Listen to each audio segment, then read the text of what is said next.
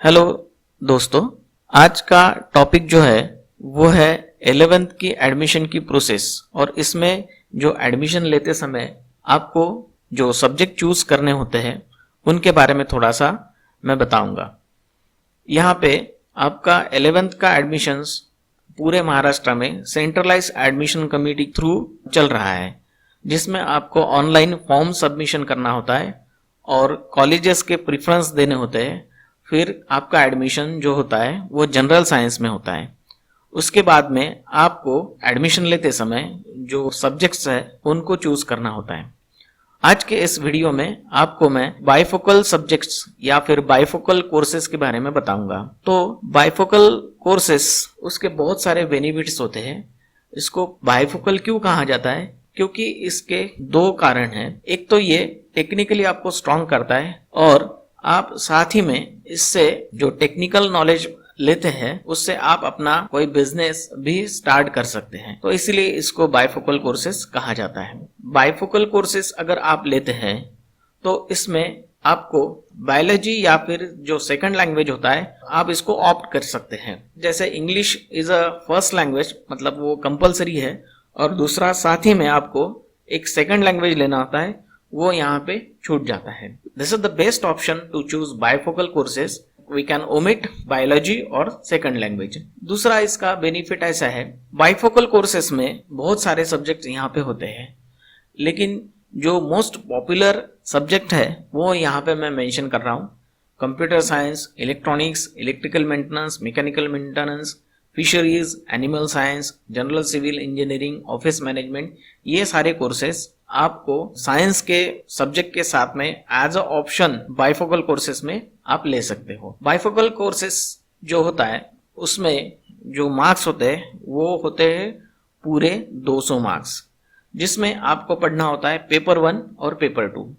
Paper 1 वो होता है 100 मार्क्स का, जिसमें 50 मार्क्स आपको प्रैक्टिकल के होते हैं, 50 मार्क्स आपके थ्योरी में। पेपर 2 भी ऐसा ही होता है, 50 marks practicals, 50 marks for theory. So total 100 theory and 100 practical. So ये पूरा 200 मार्क्स का होता है। तो जो बच्चे स्कोर करना चाहते हैं उनके लिए बहुत ही अच्छा ये सब्जेक्ट होता है टू चूज बाइफोकल। अब इसके एडवांटेजेस की बात करते हैं। जैसे मैंने अभी भी कहा कि it carries 200 marks. HSC board exam में स्कोर बढ़ाने के लिए ये सब्जेक्ट्स बहुत ही अच्छा है।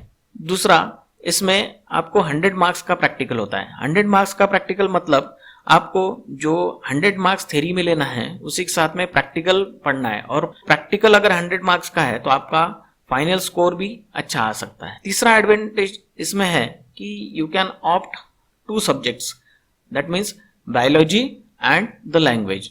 तो इसमें आपको सिर्फ 5 ही सब्जेक्ट पढ़ने होते हैं, physics, chemistry, maths, electronics and the compulsory language. तो आपकी पढ़ाई का बोझा भी यहाँ पे कम होता है। तीसरा, यहाँ पे बाइफोकल के जो मार्क्स होते हैं वो CET में कंसीडर किए जाते हैं। जैसे मान लीजिए आपके PCM ग्रुप में किसी सब्जेक्ट में कम है तो you can opt for the bifocal marks to be considered in CET exam score. Bifocal course पढ़ने के बाद में स्टूडेंट्स बिकम टेक्निकली स्ट्रांग। यहाँ पे आपका बेस जो है सब्जेक्ट का वो तैयार होता है, जिससे आप इंजीनियरिंग में भी अच्छा खासा स्कोर कर सकते हैं। द लास्ट एडवांटेजेस दैट अगर आप 12th स्टैंडर्ड के बाद में अगर कोई डिप्लोमा कोर्सेज में जाते हैं तो वहां पे आपको डायरेक्टली सेकंड ईयर में एडमिशन मिलता है, आपका 1 साल वहां पे बच जाता है। और last, most of the colleges are running them on non granted basis, so due to which students को एक एडिशनल ट्यूशन फीस यहाँ पे देनी होती है। So this was all about